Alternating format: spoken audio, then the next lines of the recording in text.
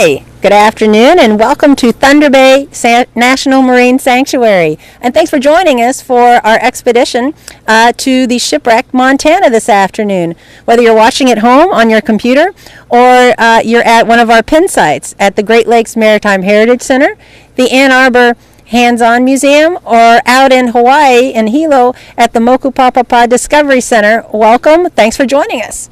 Again, we're out here in Thunder Bay National Marine Sanctuary. It's an absolutely beautiful day.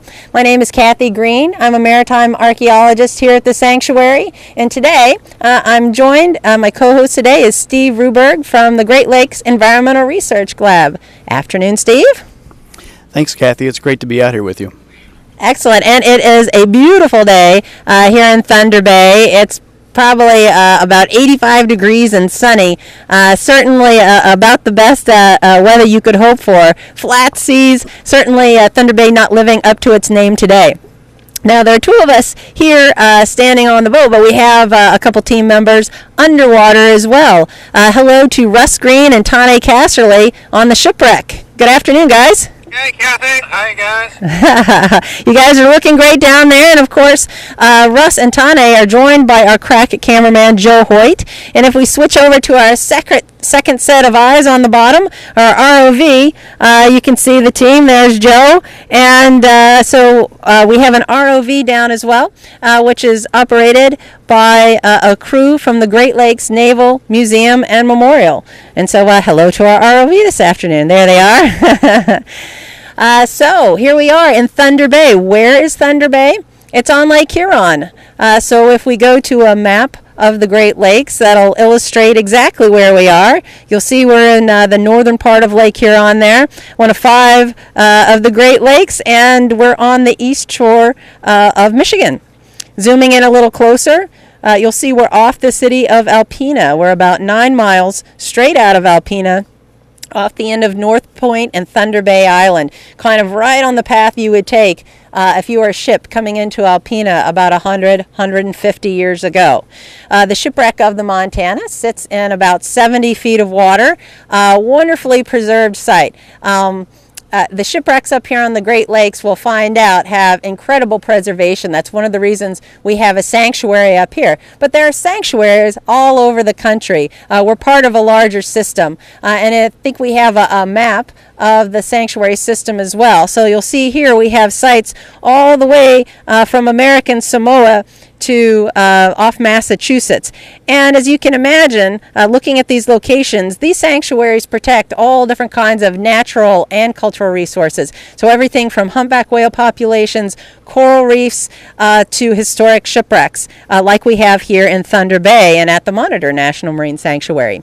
And so let's talk about this wreck we're on today, the Montana. And Russ and Tane, why don't you tell us a little bit about the site conditions where you are today. Tane, why don't you tell us a little bit about temperature, visibility, and kind of what's behind you guys there? Sure. Well, it's a great day down here on the bottom. We got about 50 feet of visibility. I see the bottom temperature is a warm 57 degrees for Thunder Bay. So it's great down here. You can see we're actually sitting on some of the bottom planking and framework of the shipwreck. And right behind us is a giant boiler. But it created the steam power to run the double compound steeple engine that's behind us, a 3-story engine. Excellent. Yeah, and so if we look at some historic images of this ship, the Montana was built in 1872, and she was a wooden-hulled package freighter when she started out. So here's a picture of her early life. You can see folks on board. She was a passenger and package freighter, and about 236 feet long. So in the late 1800s, a great way to get from port to port all around the Great Lakes. As she carried out her very long life, she had about 42 years of service on the Great Lakes. That's pretty long for a wooden ship like that. She switched her profession a number of times to go from things like passengers and package freight to bulk cargoes, things that didn't necessarily need to travel as fast or dependably. to get in and out of port on a specific schedule. So she went to carrying things like stone and eventually things like lumber. Now you can see the construction details here, even as she changed throughout the years. What's really distinctive, or one of the distinctive things, is this hogging arch that spanned the vessel. This is a beautiful picture of it right here. There are one of those on either sides, and this was very helpful for long wooden vessels like this to add extra longitudinal strength. And so if we just came across the site of the Montana, that certainly would be one of the characteristics we would look for. Russ, is that something that's apparent to you where you are on the shipwreck site right now? Absolutely. If Joe pans to his left, he can see that big arch that has now collapsed and fallen inboard after Montana burned to the waterline. You can imagine this arch falling inboard. In fact, you can see some supports that are going straight up. And this was really important. The ends of the Montana were really narrow. The middle was very buoyant, and this arch helped support the ends of the ship. Yeah, it's a really distinctive construction feature and very indicative of the identity of this particular wreck. As you mentioned, she did burn to the waterline, and so the hull isn't completely intact. We have maybe the bottom half of what would have been there, but a lot of the machinery still standing. Now, something about the machinery, if we can get a little bit of a close-up look of some of the planks of the machinery. There seemed to be something growing all over the site. Tane, can you let us in on what we're looking at on the surface of these different artifacts? Yeah, well, first of all, what might appear to be a fuzzy sort of covering is actually algae, and then underneath that we actually have zebra mussels that you can see here all over the shipwreck site, and they're causing a bit of havoc because they're completely covering our shipwrecks. And so this is an invasive species that's come into the lake the last 10-15 years. Steve, what is the effect of zebra mussels like this having on the ecology of the lakes overall? Well, as you see, it's actually making diving, it's improving diving conditions because it's clearing the water up for longer periods. We're entering into a warmer period now where there's more algae in the water, but the mussels are really consuming a lot of that algae, and that's what's making it clearer. The light penetration is then allowing that the macrophytes, or the large algae that you see growing there, the grassy-like algae, the sunlight with the mussels are providing nutrients to that cladophora is what it's called. And so kind of in two ways they're obstructing the view of the wreck, but they're also impacting the food chain. As they take that algae out of the water column, they're taking away food from smaller crustaceans and things like that, so it sort of ripples up the food chain and makes it more difficult for large fish to survive. Yeah, so invasives certainly here on the Great Lakes have made a huge impact over the past 10-15 years of what we've seen on the bottom, both ecologically and the shipwrecks themselves. As you can see, the wreck itself is largely covered with the zebra mussels in various places, and you didn't see that at all 15 years ago. So better visibility because they're filtering out a lot of those, a lot of the phytoplankton. However, you're seeing an outline of the wreck rather than the wreck itself. So it's something that we're always looking at, always monitoring, always studying, and seeing how these things are changing over time. And one way that we're doing that is doing documentation projects on as many shipwrecks as we can in and around Thunder Bay. We did 2 projects earlier this year on some deeper sites in the sanctuary. Russ and Tane are also technical divers, which mean they could dive down to 250 or more feet. And so they were looking at a couple different shipwrecks. One is the Norman. A shipwreck in nearly 200 feet of water. I believe we have some still images from that project. You can see them here. Talk about preservation. The Norman and another project, the Defiance, really showcase the preservation we have here on the Great Lakes. The cold, fresh water is an incredible preservative of these sites, unlike out in the ocean where warm salt water harbors small animals, worms that eat wood. You wouldn't have a lot of wood left on a site of this age out in the ocean. Also, the iron, of course, is going to degrade a lot quicker in salt water than here in a freshwater environment. So wonderfully preserved sites. The Norman showcases that, and then also the Defiance as well. And if we can pull up our Defiance clip, we can see one way that we document these sites, and that would be with photomosaics. Now, photomosaics, you see this profile one here, are a great way to get a lot of information quickly. Russ, can you give us kind of an overview on what a photomosaic is and how you acquire it? Well, a photomosaic is essentially, it's a puzzle, and it's several still images stitched together. And you can imagine how difficult it is to image a 300-foot-long shipwreck like the Norman in one frame. And so we'll take many pictures and stitch them together to get one overall picture of the shipwreck. Exactly. And, it's a great way to, in a couple dives, get the amount of information it would take you dozens and dozens of dives otherwise to acquire. Another thing that we do, say on more shallow sites like this, is, there we go, is we do make a site plan, make a map, take lots of detailed measurements, and that's what we'll be doing on this site. Tane, explain a little bit the process you guys will be doing over the next week to document the Montana.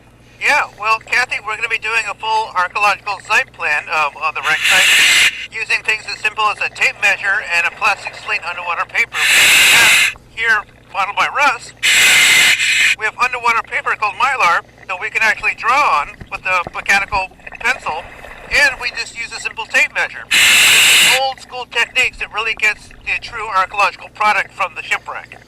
Excellent. Now, we are taking questions on this broadcast, and you can submit those either at home or at our Penn sites. At home, the website is immersionlearning.org. That's one word, immersionlearning.org, and we're taking questions live, and we have some that were submitted a little earlier today at some of our other broadcasts that we didn't get to. We have a great one about archaeology. I'm going to throw this one to Russ on the bottom. This is from Catherine in Three Rivers, and she wants to know how marine archaeology differs in technique from archaeology on land. Oh, that's a great question, Catherine. The biggest difference is the one you're seeing right now. We're underwater and we need lots of gear to go down and excavate the site or document the site. The techniques are very similar, but the environment is very different. So all this gear is the biggest difference between terrestrial archaeology and underwater archaeology. Great question. We have another one. This one is from Emmy in Ann Arbor, and she wants to know if anyone can dive and look at the Montana if they were a really good scuba diver. Tane, why don't you take that one? Yeah, our shipwrecks here in Thunder Bay are open for everyone. We have mooring buoys. In fact, our research vessels tied up to the buoy. And we welcome. So this site is open for everybody to come to. It's in 70 feet of water, and it's a great dive site. Excellent. And we have, let's do one more quick diving question. And this one has to do with the kind of suits you wear. Russ, I see you and Tane are wearing slightly different kinds of suits. And so we have a question about from Nancy, who wants to know if you ever get water leaking inside a dry suit. And if that happens, is it a problem? Well, it's a good question, Nancy. Actually, you do. I'm wearing a dry suit now, which means there's air trapped inside my suit, and I can actually fill this up by pressing this button. I can put air in my suit. That keeps me warm. But by your third dive of the day, I actually start to get water in here, so it is a little bit wet inside the suit right now. Damp. We call them damp suits, not dry suits. All great questions, but let's talk a little bit about the technology that's allowing us to come to you today. So we have divers on the bottom using communications gear and a camera, all bringing their signal back up to the ship via a hard line. Once it gets here, it has to go from the ship back to Alpena. So Steve, why don't you kind of just give us a real brief outline of how we're doing this here today and maybe some of the pieces of technology that make that happen. Sure. The broadcast is being transmitted. The audio and video is being transmitted over a point-to-point wireless link to shore, and it has adequate bandwidth to get all of this information to shore. We're also deploying a number of observation buoys around the Great Lakes that use similar technology. And do we want to zoom in on the buoy offshore there? Yep. Okay.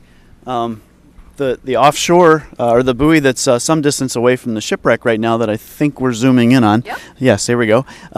We call it a real-time coastal observation network buoy, and it was partially funded through a NOAA high-performance computing program project. And just as we're able to get video to shore today, we're hoping in the future to be able to provide acoustic observations, and video of whitefish and lake trout spawning on restoration reefs that are being planned for the Great Lakes. With all of that bandwidth, we can do a lot of really good things. And some of the simpler things that we'll be doing later today is deploying instrumentation that allows us to measure the temperature at the bottom and also waves. The temperature at the bottom is critical later in October when whitefish and lake trout start to spawn. And this is something that we really like to showcase here, is that even though NOAA is a gigantic organization and we're a marine sanctuary that looks at shipwrecks, we're able to work with other partners within NOAA who are doing these kind of observations. So we can use these shipwrecks that we visit regularly, that we're collecting data on regularly already, use them as sentinel sites to be able to make some observations that maybe have wider ramifications around the Great Lakes. So a really great use of technology, a lot of cross-discipline studies. Wonderful stuff. And speaking of technology, our divers on the bottom there, why don't you just show us your gear there a little bit, how you guys can breathe and work underwater. Well, sure. Cathy, we're wearing a full face mask. Russ is actually wearing double tanks on his back, double 125. They're sealed tanks.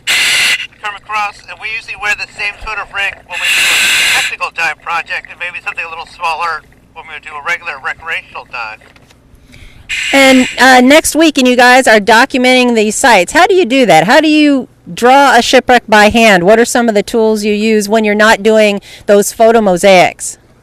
Well, again, we showed the tape measures and the slates that we have here, and these sort of tools.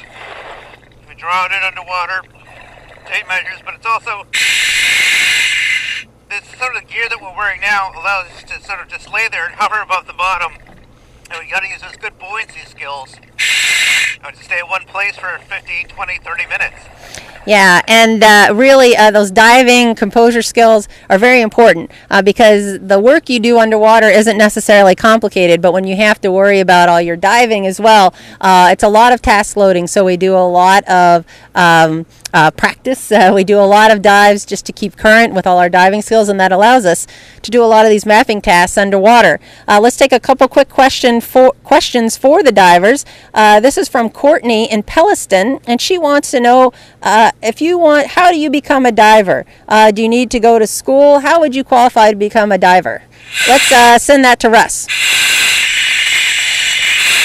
Well, actually, you can go down to your local dive shop and they can tell you all about how you become a diver. But you just go get some training that you can do on your own through your local dive shop. I think you have to be 12 years old as the minimum age, but it's very easy. It's a bunch of classroom work, you do some pool skills, and then you start putting on this gear, and you go out and learn to dive. This is really easy to do, and so you can do it, and you can come down here and join us on the Montana. Excellent. Yeah, and that brings up the question of access. Can anybody visit these sites? Who can dive the Montana? Well, really anybody can dive the Montana once you have that basic scuba diving certification. You could hook up with a dive charter, you could bring your own boat, and we actually have done a few things here at the sanctuary to make diving these sites easier. And if you look behind me, you can probably see, there we go, one of our shipwreck mooring buoys. We have 20 sites right now marked with these mooring buoys. We actually have 2 on the Montana. It's such a large site. We have one at the bow or front of the ship and another here at the stern. So a dive boat can tie right up to that. It gives the divers a nice, safe point of ascent and descent, but it also keeps the boats from throwing their anchors over and inadvertently damaging the wreck. Just a nice place to tie up to. Also makes the wrecks a lot easier to find. So we want folks to come out and visit these sites. Just visit them responsibly. Obviously not taking anything, not moving anything, and letting everyone else, of course, enjoy what you are on the bottom of the lake. If you don't dive, we have great opportunities here for shallow shipwreck sites where you can snorkel or kayak over them simply from shore, not even with boat access. And then also we have the Great Lakes Maritime Heritage Center in Alpena, where we take a lot of our archaeological data we collect and turn it into exhibits there, everything from ship models to documentary films to a full-scale model of a Great Lakes schooner. So very, very cool stuff, even if you don't scuba dive. And, of course, we have interactive programs like this. So let's go to a couple of our questions. This one is from Alpena, and this is a biology question. Steve, they want to know, where are all the fish? We're not seeing any fish in these underwater images, or are we? Well, there are some gobies on the bottom that you're going to see. I think a lot of the smallmouth bass and fish like that are probably running for cover. We don't see things like we would see on a coral reef in the Keys or something like that. But I think when we all go away, the fish will kind of come back out of hiding. But there aren't near the numbers that you might see like in a coral reef or something like that. Yeah, just a different kind of environment. There is a healthy fish population around here. There's a big fishing tournament going on in Alpena this weekend, in fact. We have some other diving questions. Tane, William in Michigan wants to know, is it scary at first when you dive down there? Well, that's a great question, and it is a little bit scary. It's dark, it's gloomy, but that's part of the fun of the exploration of these shipwrecks. You know, when you go down, you're diving at 200 feet, and there's this dark, gloomy wreck, but you spend the time to explore it, and it's just fantastic. Excellent. Wow, we have a lot more questions that just came in, and so we'll do a few more of these. Let's see. This is Cathy, who is a diving instructor in California, and she really wants to visit. And she wants to know about the visibility down there and what the best time to dive in Thunder Bay is. Russ, why don't you field that one? Well, Cathy, I got good news and bad news for you. The good news is the best time to dive in Thunder Bay is in the springtime, when you'll see visibility that's 100 feet on some of our shipwrecks. The flip side, it's going to be a little chilly. We were diving in May and we were seeing water temperatures in the 40s. But if you wait till July, you'll have water temperatures 60 degrees. It's an easy dive. Throw on a thick wetsuit, maybe a dry suit. Come out and join us. Excellent. Yeah, that's right. I mean, dive temperatures between just above freezing and 60, depending on what time of year. But absolutely incredible visibility, even when it does cloud up with a bit of the algae and things like that. Boy, it sure is great. And in the spring, rivaling the Caribbean for sure. And let's see. Here's a question from DJ in Marion, Ohio. And he wants to know, do zebra mussels hurt the wreck? Steve, what do you say to that? Well, I mean, I think, as Russ may have said in an earlier broadcast, I mean, that you can get so much weight in mussels on a wooden wreck that it can actually bring timbers down and things like that. Just maybe going back a little bit, and we talked about the mussels, clearing the water up. We're in a bay right now, and the bay does get cloudy, and maybe going back to the earlier question from Cathy, there are other parts of the sanctuary that don't experience the algal bloom that we're seeing down there now. It's not as this is not anything like a serious algal bloom, but it makes visibility a little worse. There are other areas in the sanctuary where it's a lot better. Yeah, so it's still it makes for pretty good diving. And as far as the effect they've had on the wrecks, they're not eating the wrecks, they're attaching to the wrecks. So it's this added extra weight, but it's just something that obscures what you're looking at more than actually destroying the wreck itself in a catastrophic kind of way. It's a great question. Here's a question about from Ann Arbor. How long can the divers stay underwater? Tane, how long are you guys going to be down there today? Oh, probably about 40 minutes per dive. So this is our third dive into the day for about 40 minutes. Yeah, so about 70 feet. These guys are staying down for about 40, 45 minutes. And how long you can stay underwater is really a combination of things of how deep you are, how much air you can carry with you, and then, how cold it is. You can only stay down there so long. So 45 minutes 3 times a day is about all these guys are going to do. That's a very good question. I have another one here. This is a great one, and this is probably, we'll ask a couple more questions of the divers, and then they're going to start heading up. This is from Cornelia, who's in California. What type of items survive after 150, 200 years on the bottom? So why don't you take that, Russ? What kind of items would survive after that amount of time? Well, the biggest item is the one we're on right now. I mean, the entire shipwreck, and this is the magical thing about the Great Lakes. Cold, fresh water equals great preservation, and so wood, and behind us, iron that makes up the boiler, those things survive really well in the Great Lakes. But even smaller artifacts, paper, leather, clothing, those things will survive as well. Yeah, that's the great thing. We have all these organic materials that are making it through that long. Things that on land even wouldn't survive that long necessarily. And Russ, you have another quick question. We have a lot of kids out there wondering, you're not wearing any gloves. Aren't you cold? It's okay. No, this is actually really great. And it's kind of nice to be able to use your fingers to, manipulate your dive gear, a little more dexterity. So far, so good, you guys, but this is the last dive of the day. Excellent. And Tane, this is another key question. Have you found any pirate treasure yet? No pirate treasure yet, but we have down here is our historical treasure. We don't need the pirate treasure. We've got this great historical wreck here. This is all the treasure we need. Good answer. And we have a question from out in Hawaii, and they certainly are having, they certainly deal with different dive conditions out there. They want to know what's the most challenging thing about Great Lakes diving, and then what's the best thing about diving in the Great Lakes, and we'll have this go to Russ. Well, the most challenging thing is probably the water temperature. It is chilly, but definitely doable. We have lots of gear that can help us overcome that challenge. The best thing about diving the Great Lakes is shipwrecks, and you can see lots of them, lots of different kinds. If you like history, you can come down and experience it firsthand. So well preserved that these time capsules dot all of the 5 Great Lakes and tell us a lot about where we've been as a culture and maybe even where we're going. Excellent question. Let's have this be the last question for the divers, and then we're going to have them unplug and head up to the surface. Let's see, what's another good diver questions?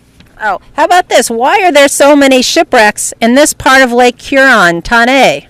Oh, well, that's a great question. Well, this is the great crossroads. People coming north and south would cross right exactly where we are here in Thunder Bay. The local region, Alpena, also had a thriving lumber industry, so there's hundreds of scooters coming in here as well. But it's pretty much all this is the crossroads of the Great Lakes. Absolutely, and I don't know if we can go back to that Great Lakes map. That'd be a great illustration to show exactly why this part of Lake Huron is a crossroads. There you go. You can see anybody that was going on a ship to anywhere on Lake Michigan or anywhere up to Lake Superior, you had to go right by Alpena. It was kind of this funnel that went right past here through the Straits of Mackinac, just north of us. And so you had thousands and thousands of ships go by here over the years. So it really was a crossroads. Also, as the name indicates, Thunder Bay, there are some extreme weather conditions that we get up here, be it dense fog or be it some really severe storms, especially at the beginnings and ends of the shipping season. And there were a lot of captains who were trying to make their boats profitable and pushing those limits and trying to get one last trip in, and would run into a gale and meet with some trouble. Collisions, certainly all that ship traffic meant some ships would have some problems and run into each other. Before modern navigation, that was a problem as well. So a number of factors combined to make this kind of a real perfect storm for shipwrecks on the Great Lakes. All right, well, we are going to wrap up. We're going to have our divers unplug and come up to the surface. But what we're going to do is for our pin sites, we have a lot of extra questions that we didn't get to. So we're going to roll our credits and we're going to come right back to those folks at our pin sites to answer more of your questions as the divers are coming up. So I want to thank everyone for joining us today, and I want to thank all the help we had with this broadcast. Certainly we didn't do this alone. If our camera could kind of pan around and get some of the other folks that were involved in the broadcast. We want to say a special thanks to everybody involved. Preserve America, who funded this project, and standing there right in front is Dennis Donahue, the Marine, there he is, Marine Superintendent for the Great Lakes, who helped us not only captain this vessel today, but get this vessel to Thunder Bay National Marine Sanctuary. It's a wonderful addition to our fleet we just added this spring. It's a sustainable vessel. A green vessel runs completely on biofuels, so we're very happy to be able to have that as part of our part of what our mission is here. So thanks again to the whole team, and we'll join our pin site back in a second. Thanks, everybody.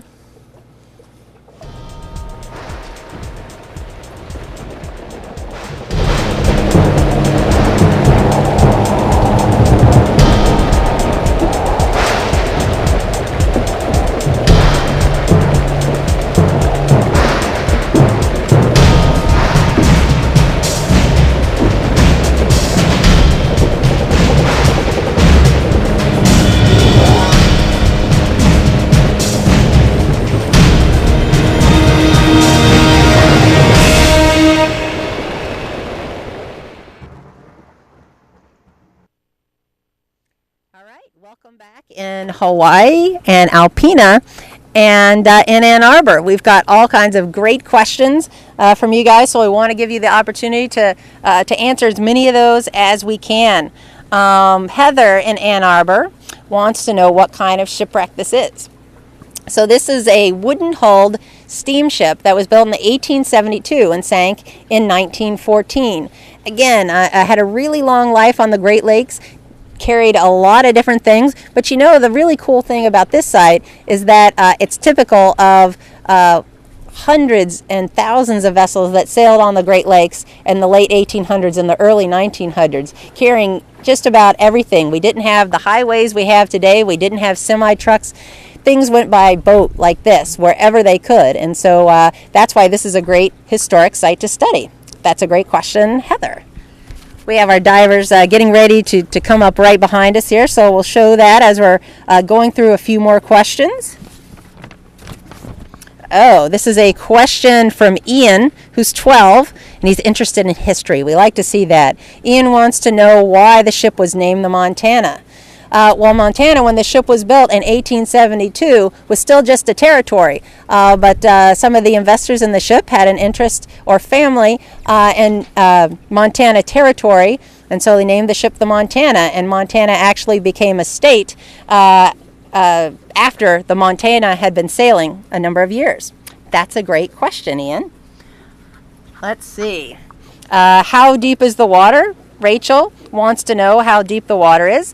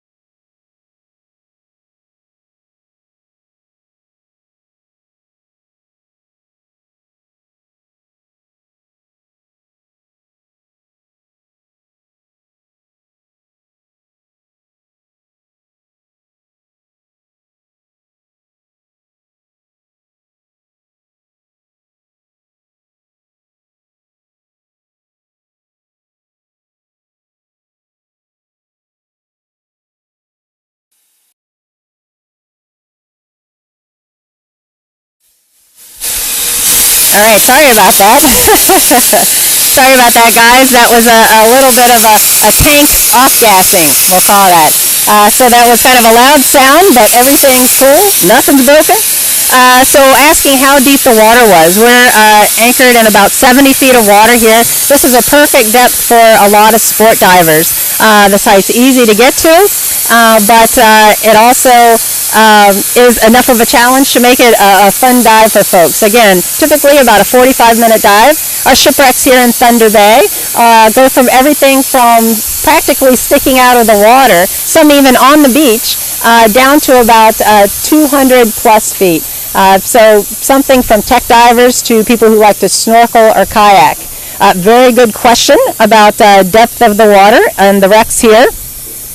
Let's see, Connie wants to, in Ann Arbor, wants to know what they're looking for down there.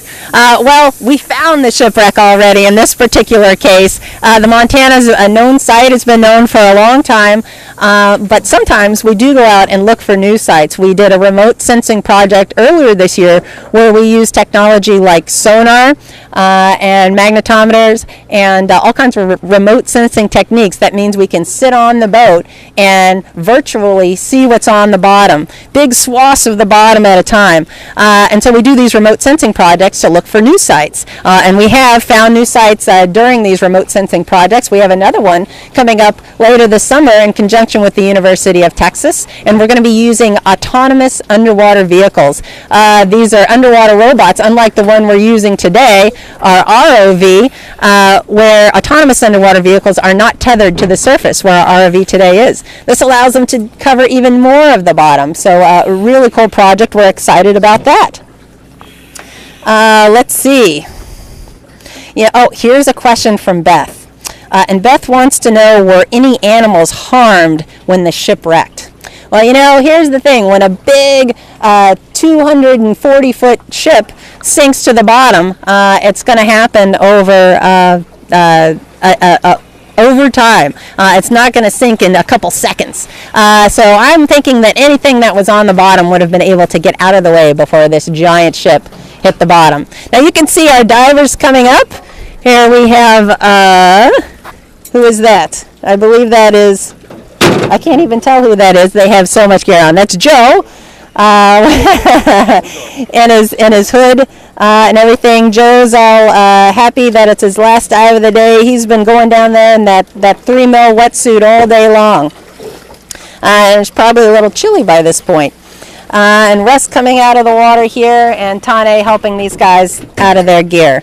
It's been an absolutely fantastic day of diving. We got a couple more questions here. Let me just flip through. Yumi out in Hawaii wants to know what's the greatest threat to these shipwreck sites. And I would say, you know, just the threat of degradation over time, the natural environment. Shallow shipwrecks certainly are prone to damage from storms. Up here on the Great Lakes, we have the lakes do freeze over in the wintertime, so ice movement in and out is a factor. Our newest shipwreck in the sanctuary, the Nordmeer, sank in the 1960s, a 500-foot German bulk freighter. It used to stick completely out of the water. The entire superstructure and deck of the ship was out of the water. But since the 1960s, we just heard over this past winter, the last out-of-water section of that wreck has been swept away. So in let's say 50 years, the ice can destroy a 500-foot ship in pretty short order. Here's a question from Nancy, who is in Ann Arbor. She wants to know, how many female divers are there? Russ, do you know any female divers? I know lots of them. They're all right there, and you're one of them. Yeah, diving certainly is a sport and a profession that anyone can do. And there's lots of female archaeologists, lots of female divers. I know lots of female tech divers as well. So it's certainly something that I would encourage anyone, no matter who they were, to get involved in. Excellent question. Let's see. Another diver question. Tane, what is the most exciting wreck you have ever dove? The most exciting wreck is probably the Norman that we dove on earlier this year. Yeah, I believe we saw some pictures of the Norman before. Russ actually described actually Joe, you haven't talked today. Joe, tell us a little bit about the Norman, what kind of ship it was and the kind of preservation it's in. It's an amazing ship. It's a steel-hulled bulk carrier. It's built in 1890 by Globe. And it's sunk, it's in about 200 feet of water, and it's broken in half just forward of the engine, and it's really an impressive wreck. It's very intact. It's just visually spectacular to see on the bottom, but also a high degree of preservation because of the depth and because of the cold water. It doesn't have any damage from waves or ice, and it's just looks like you could sail it again if it wasn't snapped in half. Excellent, and this is the kind of stuff, a lot of photos, a lot of video you guys gathered on that site, some baseline data. This is the first time you really took a close look at this site. So we got a lot of great data where we can watch things as they change over the years, because again, as we said, these shipwreck sites are great places we can visit again and again and see how things change, both on the wreck and the environment around them. I'm sure we're still processing the data from that, but we'll have a lot of that information available online, imagery and histories as we work all that up, so people can see what we're talking about. Great. Any recent questions? Oh, we got some more. Our high-tech question solution, Stephanie. Oh, this is a good one. I think I'll have to let Tane take this one. This is from Terry, who's 11 in Ann Arbor, and he or she wants to know, have you ever seen any ghosts on a shipwreck? I've never seen any ghosts on shipwreck, but I felt like there has been. But maybe it's just the ghost of the shipwreck's past.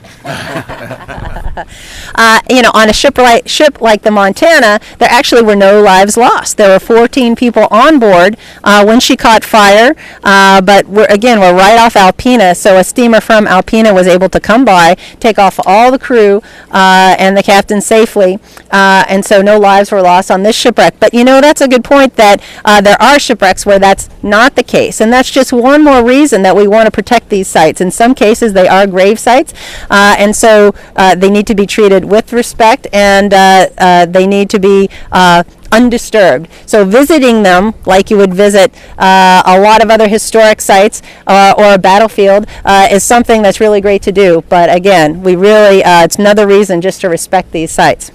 Great question from Terry. Russ, we'll let you field this one. This is from Billy, who's 7, in Washington, D.C., and he wants to know, what is the scariest thing that's ever happened to you during a dive?